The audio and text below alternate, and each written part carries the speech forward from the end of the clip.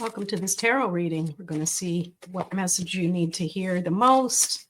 We're starting out with a few oracle cards just to get a sense of what's going on. They blend in with the background here. Let's take a look. So we have self-care. This is definitely a good message to remember that everything you think becomes self-care. So if you're thinking thoughts that are feeling like self-judgment or annoyance or complaining, you need to reframe it. And then we have the Make-A-Wish card. It sounds like there's going to be an opportunity coming up for you soon that's going to let you maybe dream a little bit, dare to dream. And then we have connection. What I get from this is definitely trusting that you're being guided to meet with people or meet people who are going to help align with whatever goal you have in mind. That might be specific for someone. Let's pull some tarot to clarify. So with self-care, you've got the Two of Swords.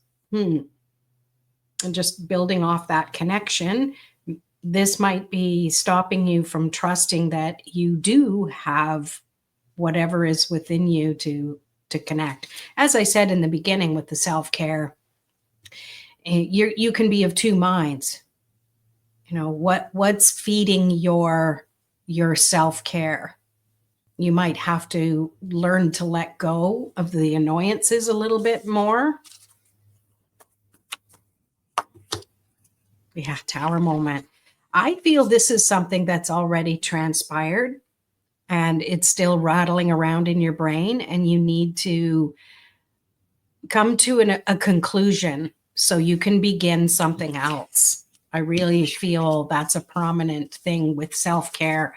You might be thinking you've been physically doing this and that. And why isn't it working? And why don't I stay positive and happy and get over this thing already? So, Judgment. And we have it in reverse, which I'm pretty good at keeping my cards straight up. So that's interesting. So when you finally release Judgment, and to me, because it's in this direction, I see it as grounding your energy to the ground. And however that looks for you, I think it's a powerful way for you to finally release without needing to take inventory or go through it and figure things out. You just need to release it. There's just excess energy happening. And when you can release it, it's not going to be as prominent on your mind anymore. So you don't have to keep trying to come up with solutions of how to finally release those old memories or something. So let's move on. Make-A-Wish.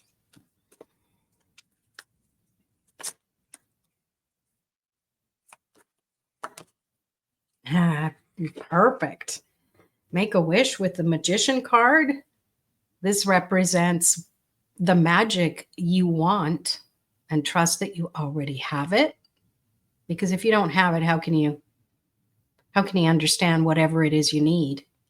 All right. I think that was a little cryptic, but let's pull some more and see what happens. Oh, Eight of Wands. You need to concentrate your actions towards something specific. When you do that, everything's just going to align. One thing is going to help ignite another and another and another. It's like putting a match up against another match, and it just lights that one, and so on and so on. Let's pull another. Well, this is looking really good, though, as long as you get out of your own way, this whole reading so far. And part of getting in your own way, we have the Six of Cups. I know we're dealing with Make-A-Wish, but you might be feeling a little melancholy about the past. And make sure, this is the message I'm getting from this, make sure the wish that you're wanting to make doesn't talk about fixing the past, because it's already finished. The past is past. So any wish you make needs to be focused on your present, which will help you align with your future. All right. The past is gone. I feel strongly that that's part of what you need to release here. And I think overall with connection, I'm picking up that if you remember to connect the dots a little bit when it comes to the thoughts that come automatically into your mind, you have to be mindful of whether that's something that's feeding the good energy and the positivity that you want to bring forth, or is it showing up that judgment and negativity? And from there, once you make that connection of what energy you're exuding or focused on, because we do it on autopilot sometimes, we don't realize we're so conditioned to do things in a specific way that we kind of let our minds kind of take over and do whatever they want. Well, we have control over those thoughts. So make that connection so you can reframe it and focus on what you want instead of what's worrying you. Yeah, see, too many choices, too many worries about, oh, if I make this choice, that might be under there. If I make that choice, what if that's the wrong thing? What you need to do is just connect with your heart. That's always going to lead you in the right direction, no matter what. Connect with that compassionate self within. That's what I mean by the heart. The moon, this is definitely go deep. The moon can either be a full moon, which is reflecting, right? Reflecting emotions and energy. But the new moon, it's not, no light is getting on it. No light is getting through. So that's where you have the ability to go deep without an audience, right? This is something you do privately, and you're going to definitely be able to trust yourself a lot more instead of needing to rely on other people to tell you what you should do or tell you how you should feel. Got 2 cards coming. Oh, perfect. We have the Five of Pentacles and the Sun. And I love them in this order. So the Five of Pentacles is saying if you make the choice and make the connection to those negative thoughts, you're not going to be stuck in this mode. You're going to be able to trust your expanded heart. And yes, I know this is Pentacles and it deals with material world, but also it's governing your physical world. Your physical body is part of this physical world.